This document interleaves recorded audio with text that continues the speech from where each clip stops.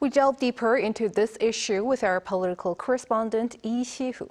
Thanks for coming on, Shi-hoo. Hi, Jung-min. So the government now has reiterated that it respects the IAEA's report. What's going to be its next step moving forward? Right, Jung-min. South Korea's Office for Government Policy Coordination this morning at its daily briefing on the issue said that it does respect the report. But as for its contents, the office said that South Korea is currently conducting an independent review. Let's take a listen to what an official had to say. We're in the final stage of the review and will explain the in-depth analysis we carried out once we give our final announcement on the IAEA report.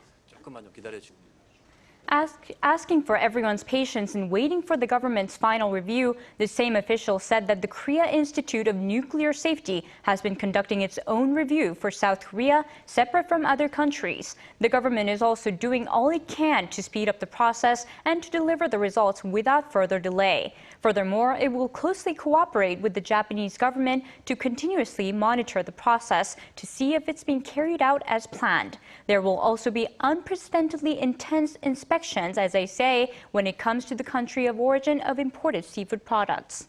And Shi, tell us, how are the public here, are reacting to this report? Jung-min, now, prior to the release of the report, a survey by Gallup Korea found that 8 out of 10 South Korean adults find Japan's plan worrisome. That was as of Friday last week. Now that the report has brought up a greater possibility of wastewater being discharged, people who are against it, especially those in the fishing industry, have taken to the streets to protest. They're also calling for the legislation of a special act to ensure the safety of the people and the fishing industry. But some others in the industry, like the National Federation of Fisheries Cooperatives, have said that they should come up with ways to persuade the public to continue to consume their products despite the anxiety and concerns. All in all, there isn't one particular stance from within the industry, I'd say. And there's also a clash between rival parties at the National Assembly. It seems like this issue is becoming more and more politically charged. Yes, now let's take a look at first what the ruling People Power Party and the main opposition Democratic Party, as well as the other opposition parties, are saying.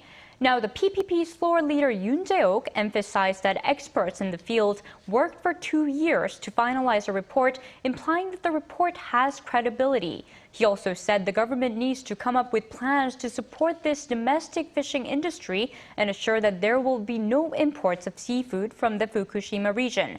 Now, the PPP leader Kim Ki-yeon echoed Yoon's comments but also questioned the DP's motives for denouncing the report.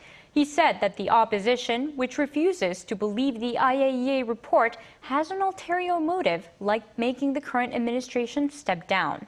Now, it's true that the DP, which was the ruling party until around a year ago under the Moon administration, has previously shown its trust in the IAEA. However, the party has called the report, quote, empty this time, and said that it does not show the result of the test or inspection results of their liquid processing system's performance sufficiently. Now, the DP leader Lee Jae-myung has urged that we should ask questions, argue, and take responsibility for the issue in order to protect the people. The party also said that it's considering introducing a bill that aims to ban seafood imports from all regions of Japan if Japan decides to release the wastewater without permission from South Korea and other nearby countries. An overnight protest is also being planned. All right, we will have to keep an eye on that. Thanks for that report, Shi-hoo. Thank you.